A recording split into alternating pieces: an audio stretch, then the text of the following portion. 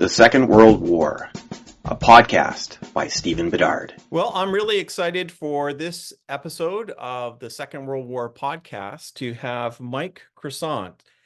And he is the author of Bombing Hitler's Hometown, a book that I really enjoyed.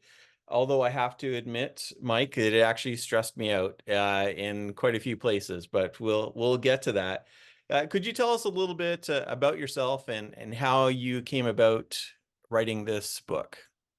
Sure. And thanks for having me on the show. It's great to be here. Um, I'm a retired CIA officer. I retired about 3 years ago after a career that spanned just over 20 years. Grew up in central Illinois where the Croissant family largely resides. We'll talk about more of that in relation to my uncle, I'm sure, as we go. But I was a CIA analyst at the time that I started this journey, I call it, toward writing this book. I became interested in my uncle's history in about 2007. My uncle was a bombardier with the 15th Air Force at the very end of the war. He flew 21 combat missions without a scratch and came back to the United States and was awaiting discharge when he was given an opportunity on very short notice to hop on a plane to Wisconsin, and then he would travel onwards back to home in Illinois. And that plane unfortunately crashed and all aboard were killed. So as I started to look into his life, I was given his surviving letters from the war, which were substantial. And I used those to piece together the combat missions he went on. And with each mission, I did a little bit of research. Why did we bomb it? Why did we bomb that target? Was there anything about that target that was significant historically or culturally, etc.? So I'm going down the list. And I come to Linz, Austria, which happened it happened many times during the war, but in this particular case, the Air Force struck it on April the 25th, 1945. And it ended up being the last huge bomber raid of the war in Europe. Well, as I'm looking into Linz, that's when I discovered that it was the town that Adolf Hitler considered home. Not his birthplace, of course. He was born elsewhere, but he spent essentially his adolescence in Linz. And, some formative things happened in his life. Both of his parents passed away. His baby brother died.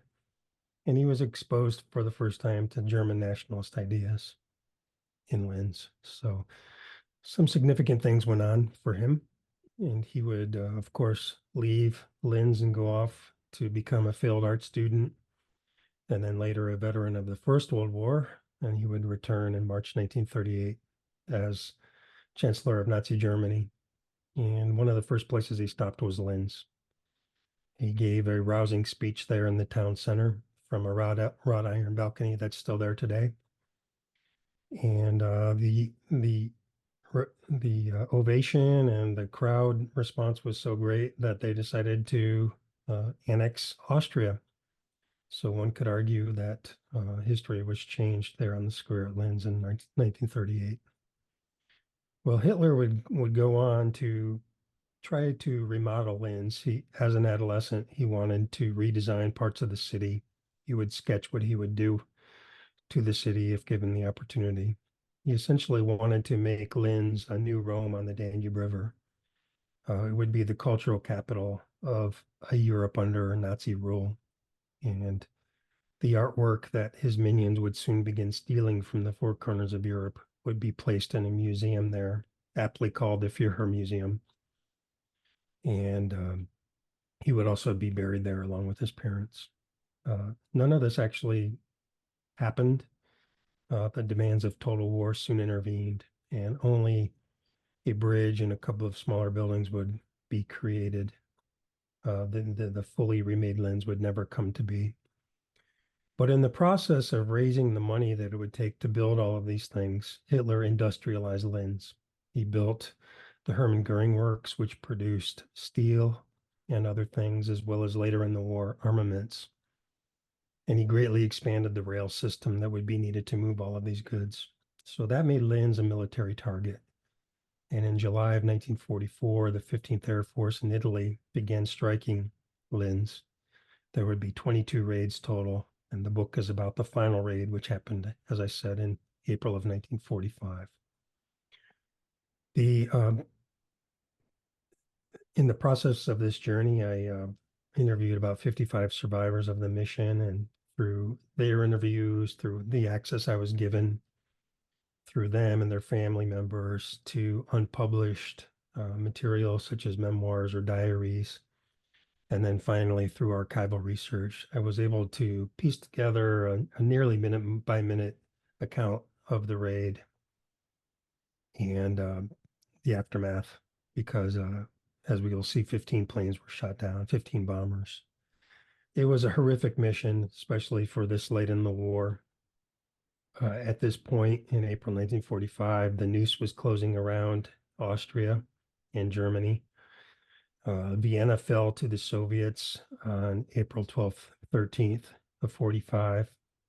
But unfortunately for our men, the Germans were able to pull back many of the anti-aircraft artillery guns that were once defending Vienna, and they placed them in Linz. And Linz became the hinge of German defenses in that part of Europe. And because of that, the men faced roughly half as many, again, anti-aircraft artillery guns as they usually did. Linz had always been known as a tough target, and today it would be so in spades. The descriptions the men passed on to me were of anti-aircraft artillery explosions that turned the sky black. They flew into a storm of exploding shrapnel, and unfortunately, many men were killed, 28 to be specific. Many more were wounded, and most who went on the mission would never be the same again. So the inspiration for the book began, in summary, with a journey to understand my uncle and his life, and it ended with this great untold tale of the war. And after 13 years, I was finally able to get it published. And the result is our conversation today, and a book that I hope as many people read as possible. Yes, there's so much, even just from what you've said. When we watch movies about these air battles, sometimes we get the impression that the anti-aircraft fire is not that serious. It just kind of softens them up a bit for the Luftwaffe to do their work. And in this case, the Luftwaffe was basically no more at that point. And yet just the anti-aircraft fire was incredible in terms of the damage that it did, and the amount of destruction, and also how terrifying it must have been for them. It's hard to believe. Now, go ahead. It was completely indiscriminate. You know, the Germans threw up visualize a cubicle or cube-shaped piece of sky, 2,000 feet wide, 2,000 feet tall, and 2,000 feet deep. And this would be put up right around the point where the bombs would be released. The idea was to, the Germans knew they couldn't knock down every bomber, but the idea was to force the men to fly directly into this box of exploding shrapnel and to damage a number of the bombers to make them go off course and disrupt the pattern of the bombing, disrupt the accuracy and thus the effectiveness.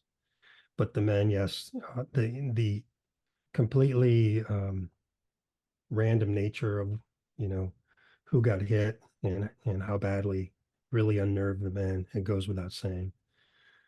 And it would be the main thing that the men that I spoke with would remember for decades. They would recall very vividly just the absurd amount of flak thrown at them that day. And indeed, many would no longer be able to celebrate Independence Day in America, the fireworks, because it reminded them too much of the flak. Yeah, that was something that I learned. I had no idea about the idea of this cube that they would create with the flak. I just assumed that it was shooting in a certain direction and randomly hoping that something would happen, but there was a strategy there. And the other thing was that that they didn't necessarily need to hit the plane. If that exploded near the plane, the shrapnel would just cut right through the plane. There was no real protection, and many people were severely wounded through that. So it was really difficult. Just recently on television was the Masters of the Air series, which I actually thought was good timing for the release of your book, because I found as you were describing things, a lot of the images were coming from that television series when I was thinking about the people in the turrets firing their machine guns, that they would be in such cramped space and with their parachute on the other side of the hatch, which was locked, and they would have to be let in from the other side. There was so much that really overlapped there. Now, in Masters of the Air, that's the 8th Air Force, and in your book, you're looking at the 15th Air Force. How did all of this come together in terms of what the Allies were trying to do with strategic bombing? Well, the strategic bombing campaign evolved over time. At this point in the war, the Allies could put thousands of bombers into the air if they wanted to. On this particular day, it was just over 500 heavy bombers, mostly B-24 Liberators, but also B-17 Flying Fortresses. And the target was the Linz rail system. The larger strategic bombing offensive was aimed at military targets such as this one, transportation links, heavy industry, armaments factories, as well as the British component, which was largely at night and involved more area bombing to undermine civilian morale. The American Daylight Campaign was launched largely against these strategic targets, such as in Linz. I didn't point out before that the reason for the Linz raid on this particular day was photographic intelligence showed that the Linz rail system, which I noted earlier was very, very large and significant, was filled with about 2,000 rail cars full of materiel for the war effort. Between that and the rail system being the last remaining communication center for the Germans in southeastern Europe, the 15th Air Force was dispatched to take care of that. And skipping ahead in the story, though we paid a heavy price in blood, the raid was wildly successful, with hundreds of those rail cars being destroyed and the rail lines being cut in several places. Mm-hmm. It's amazing because at that point we're so close to the end of the war against Germany, and yet they have not given up. They are intent on defending with everything that they have, calling in whoever they can, soldiers who are too young and too old. And yeah, that material could have been used for great effect, not necessarily for them to win the war, but to take a lot of people with them. And so it was good that took place. Now, could you give us just a little bit of a description of what the experience of a bomber crew would be just on an average mission, no worse or better than any other one that they would be on? What would they experience as they are leaving the airfield? The main thing, I think, and they portrayed this very well in Masters of the Air, was the conditions at altitude. These aircraft, as you noted, were thin-skinned, essentially aluminum shells, not much thicker than a soda can these days. And the wind would come rushing through gaps. The waist gun positions were often just an open window. And when they're flying at 25,000 to 30,000 feet with the wind whipping through there, on the one hand, it's extremely cold. So they had to wear suits that would literally keep them alive by distributing heat. And they would have electrical suits that would plug in to a socket next to each position to distribute heat throughout the body. And they also had to be on oxygen above 10,000 feet. At these altitudes, a human cannot survive without oxygen and at those cold temperatures. So if a man removed his glove and touched metal, a fair amount of his skin would stay on the metal. It would just be ripped off. So all of those conditions would be faced before even meeting the enemy in battle. You would have wind whipping through the aircraft. You would have severe cold temperatures, about 50 degrees below 0 Fahrenheit, thereabouts, or lower. So rather unpleasant. And many of the men I talked to, that was the worst part of aerial warfare for them, being in these cramped conditions. The bombers look fairly big when you're standing on the outside, but if you climb inside and you have all of this additional clothing on, you really don't have a lot of room to move around, especially the ball turret gun, which I did talk about several times in the book. You're just literally cramped into a metal ball on the underside of the bomber. So you have hours to spend going to the target in these cold conditions. The oxygen mask can freeze up, with exhalation and with nasal discharge and such. And you don't want to run out of oxygen. You don't want your oxygen supply to clog on these missions because, you could die within minutes. So there would be a designated crew member who would call for an oxygen check every few minutes during the mission.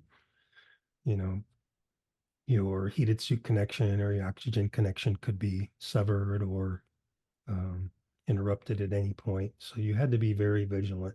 You had to watch out for your buddies. And then you would, at some point, meet the enemy in battle. As you noted, the Luftwaffe did not really show up in force over Linz on this mission because they lacked both pilots and fuel. But earlier in the war, the Luftwaffe, as we know, put up a major fight. So there would be often an air battle just to get to the target, and then another air battle on the way away from the target. Over the target, the main enemy was flak, and that would be the exploding anti-aircraft artillery shells, which would burst into hot, jagged scraps of metal called shrapnel or flak. And as I noted, these were entirely indiscriminate, so they really unnerved the men. So there would be hours and hours of cold, a brief bit of aerial combat, the terror of the bomb run, which usually lasted just a few minutes. And then those who survived had to sometimes fight their way back to base. So we're talking in some instances 6 or 8 or longer hour flights under extreme conditions. And the men who made it back were very glad to have done so. And on this day, 28 men paid the ultimate sacrifice. Many more were shot down. Mm-hmm. It's incredible. I don't think that many of us would want to try that, even taking the enemy out of the picture, just to have one of those flights for that long, that cold, and those conditions. I don't think many would want that at all. So yeah, that's helpful for us to have a picture of that. Now, we're talking about the experience of them in the plane. If they get hit, it's not as simple necessarily as the engines cutting out and then jumping out in a nice calm jump from the plane with their parachute. There's a lot more to it. The plane could catch fire, it could explode. And I don't think either when they jump that they were able to, they were not supposed to pull their chute until they had dropped a certain distance. Is that correct? Correct. There was a portable oxygen bottle as part of their apparatus, and they could connect that on their parachute harness. So they would have oxygen as they descended, but, under conditions of stress that they were certainly under. Some men probably didn't do that, but it wouldn't take that long to fall to an altitude where oxygen wouldn't necessarily be a factor. However, on this day, many men were shot at from the ground by both civilians and German and Austrian soldiers. There was an outbreak of this in the final weeks of the war. A couple of men were murdered in the parachutes, and I talk about this in detail in the book. One crew, a B-17 under the command of Robert Sinton, unfortunately goes down very near to Mauthausen, which is the most notorious concentration camp in Austria. One of the crewmen is murdered in his parachute. Another one falls to his death when his chute fails to open. And the survivors are taken inside the concentration camp and abused physically and emotionally and verbally, rather. So that's a very harrowing scene. Some of the men decided to try to make an emergency landing. You had several options for that. The Soviets were now very close because of their advance into Austria. So there were a number of airfields under Soviet control that were available for landing. And 9 of the 15 bombers that were shot down this day would end up in Soviet control after the war. And that's a whole different side of the story.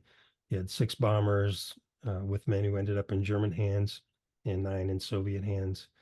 The Soviets, being the allies of the Western powers, were obligated to render all assistance to our airmen to get them back to American military control. And for the most part, they did so, though in often absurd and often comical ways. But for one man, Dale Shabilsky, whose story is told graphically in the book, his crew makes a crash landing. He is wounded above the target, and they fall into the hands of friendly Hungarian forces. They prevail upon Dale to turn himself over to the Soviets in Budapest, but before doing so, he sheds his American uniform and destroys his identity papers. And when he gives himself up, he is in Hungarian civilian clothing with only his dog tags and his .45 caliber pistol to denote his identity. The Soviets don't believe him, and they begin to torture him as an accused German spy. It's a very, very harrowing tale from the book, and I benefited not only from interviewing Dale before he passed, but also having access to his memoir. So Dale, in short, was tortured for days before being returned to the Americans and being repatriated to Italy. Would suffer for his treatment the rest of his life in the form of nightmares and other episodes. But he remained very optimistic throughout his life. And by the end, I think he had found peace.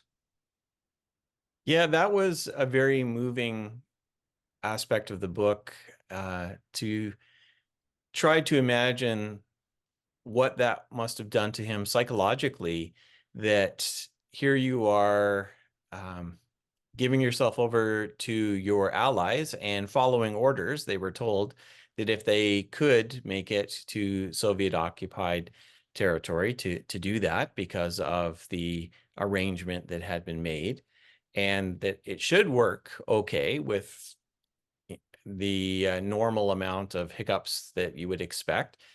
But to be tortured like that by your own allies must have been so difficult to think that you're doing what you're supposed to be doing in order to get back home safe, and it seems like everything is just getting worse.